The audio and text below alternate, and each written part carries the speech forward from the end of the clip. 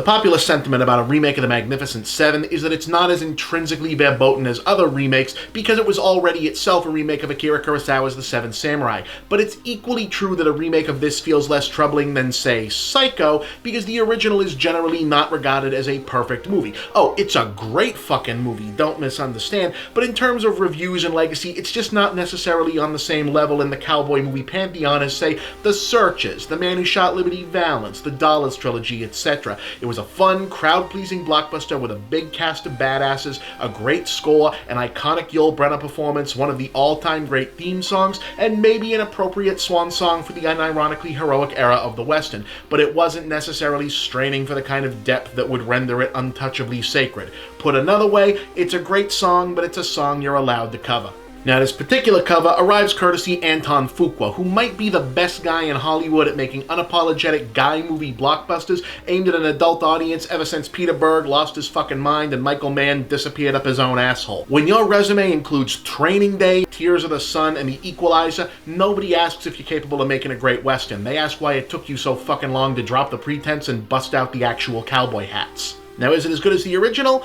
That's kinda hard to say. My instinct is that they're of roughly equal measure and much too wedded to their respective times, sensibilities, and casting to be suitably compared. To use only the most prominent example, Denzel in this one is giving pretty much a quintessential Denzel Washington performance, but Yul Brynner in the original is giving a quintessential Yul Brynner performance, and both roles are much more about their respective iconography and star power than they are about anything that's on the page. So comparing them is less like comparing variations on a theme than it is comparing, like, pizza versus tacos. Can't they both be fucking good? To be honest, the main comparative takeaway that I can give is that neither one is precisely as good as Seven Samurai, but you already fucking knew that. As far as the new one, it's actually pretty goddamn good overall. I mean, no one's gonna stick it next to Unforgiven or Open Range in the modern Western pantheon, but in terms of suitably macho cowboy drama and agreeably kick-ass shoot-'em-up action, this shit delivers big time. Now, in case you've forgotten or just didn't see the previous two movies, the premise is that there's a poor village in the middle of nowhere that keeps getting sacked by bandits, so they decide to hire a group of 7 badasses to defend them.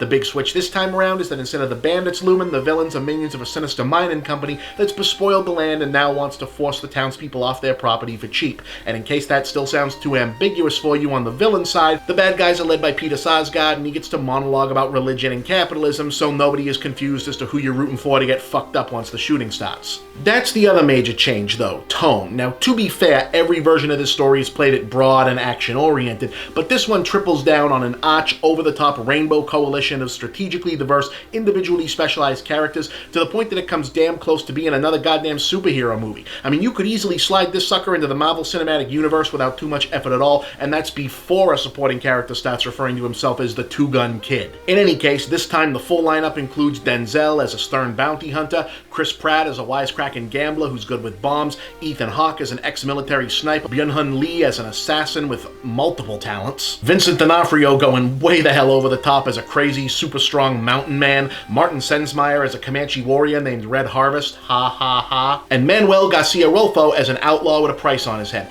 I guess you could technically say that Haley Bennett's de facto townspeople leader eventually becomes sort of number 8 because she turns out to be good with a rifle, but, you know, branding is important, so whatever. Now, some of this really is about as goofy as it sounds, but there are plenty of westerns that have lived and died by goofy, so I don't really consider that to be much in the way of a criticism. Deconstructionist realism has been the default for this particular genre long enough as far as I'm concerned, and Fuqua's approach here lands comfortably in the heightened reality zone between Hopalong Cassidy and the original Django, so it's not like there's not a precedent for this. What sells it is the colorful characters and the cast's shared commitment to seeing the bit through to the end. Denzel can pretty much do this shit in his sleep by now, Sensmeyer feels like a born action star in the making, D'Onofrio and Lee both look like they beamed down from another planet, but somehow they make it work, and Chris Pratt, well, surprising absolutely fucking nobody, Star-Lord takes to playing a cowboy like he's been practicing for it for his entire fucking life. And yeah, given that this is already the leaner, less narrative-heavy version of what was already a fairly brisk action yarn,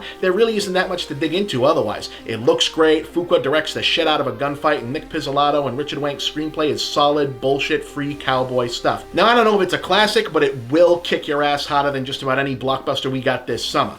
3.5 stars, check it out, do not miss this one. Now, could somebody please make a bad movie? Because honestly, all of this recent positivity is starting to make me kind of fucking antsy.